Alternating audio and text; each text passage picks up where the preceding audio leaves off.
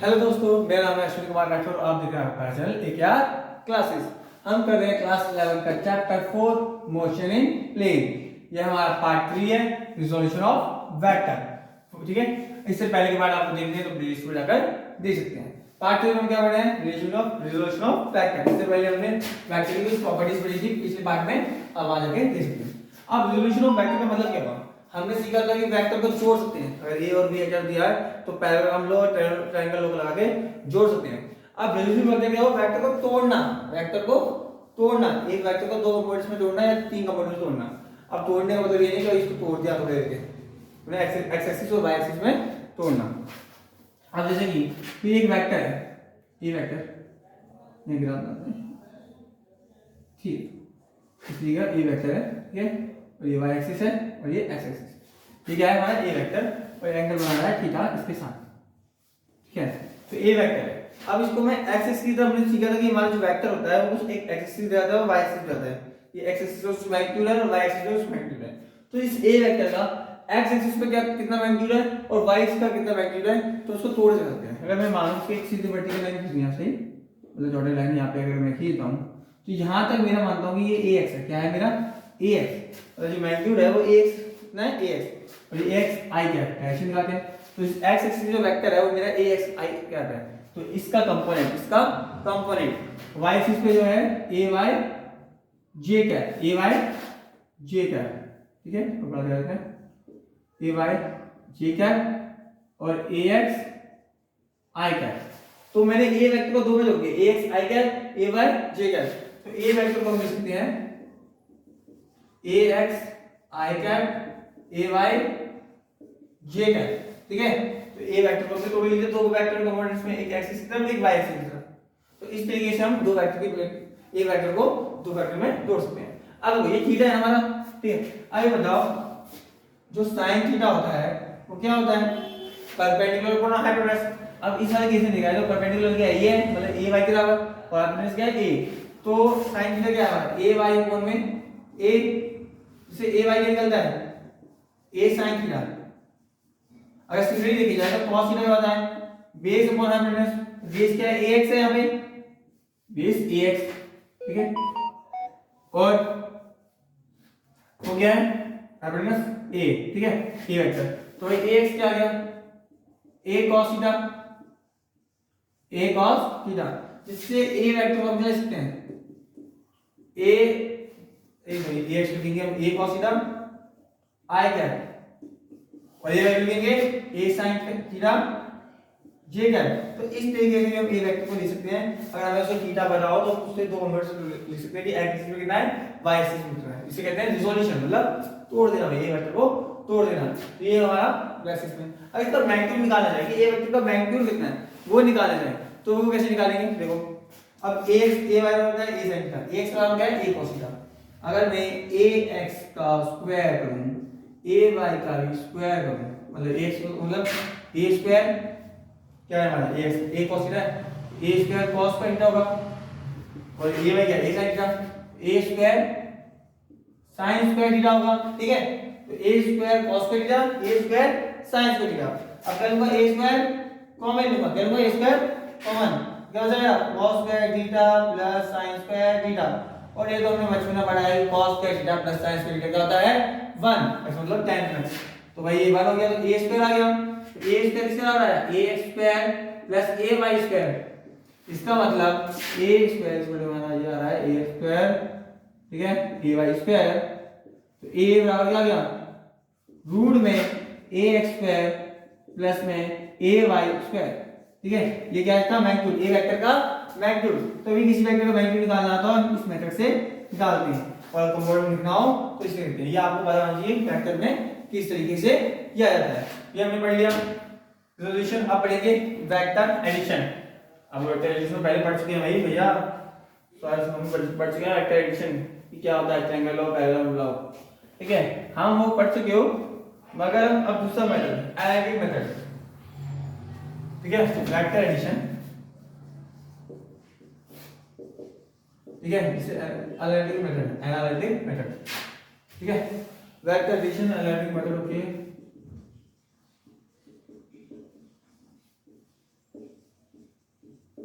अब इस मेथड का मतलब क्या होगा? इस मेथड का मतलब है कि हमें अभी पता लगा कि जो वेक्टर होते हैं उनको एक्स एक्सिस वाई एक्सिस पे कंपोनेंट में टोटल लिख सकते हैं। तो मैंने ये वेक्टर दे दिया कि 2i cap plus 3j cap है, ठीक है, x प्लस 2 है b प्लस i है।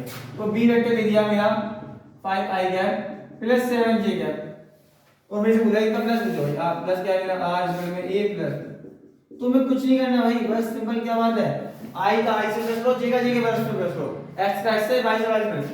i का वाला कौन सा है? ये y का वाला ये है, 2 + 5 7 7 i का 3 + 7 10 10 j का बस हो गया इसका प्लस एनालिटिक मेथड।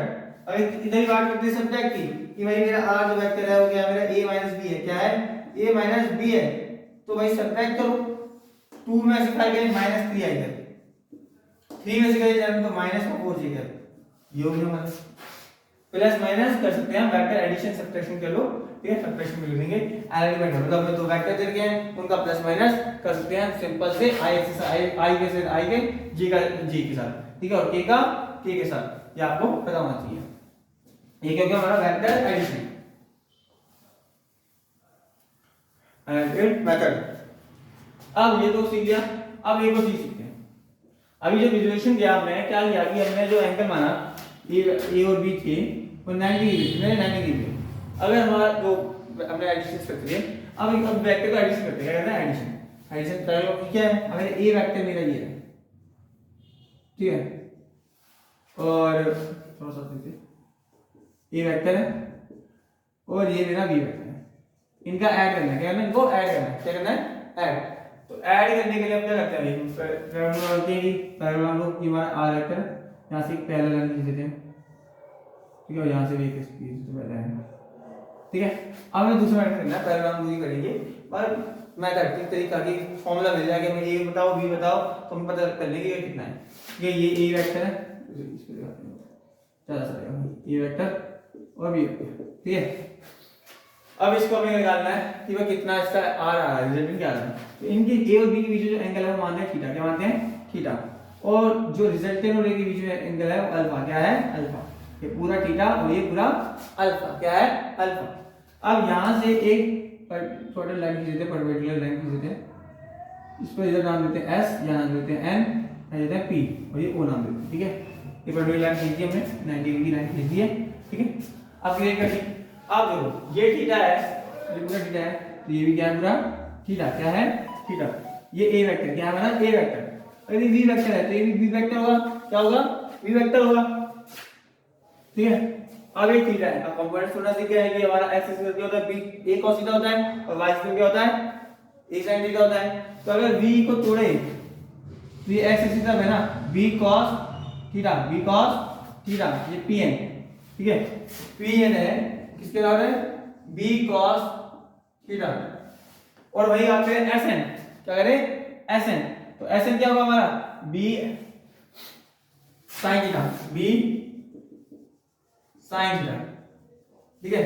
अब भाई बड़ा ट्रायंगल लेते हैं, पूरा क्या राइट ट्रायंगल बनता है ना SNO, SNO क्या होता है हमारा राइट ट्रायंगल बनता है। अब पाइथागोरस थ्योरम लगाएंगे। अब पाइथागोरस थ्योरम में क्या है हमारा OS, क्या है OS का स्क्वायर इक्वल टू में SN का स्क्वायर प्लस ON का स्क्वायर, ठीक है। अब OS वही OS क्या हमारा R है, रिजल्टेंट है, R का स्क्वायर।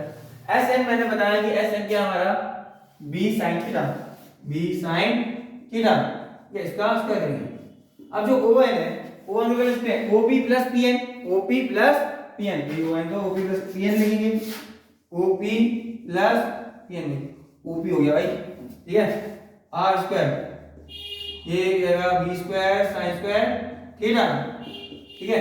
अब भाई OP कितना है A वेक्टर है, क्या हमारा A वेक्टर, OP है एक देना है स्क्वायर होता है, और PN बताया क्या होता है B cos थीटा, इसका स्क्वायर करेंगे।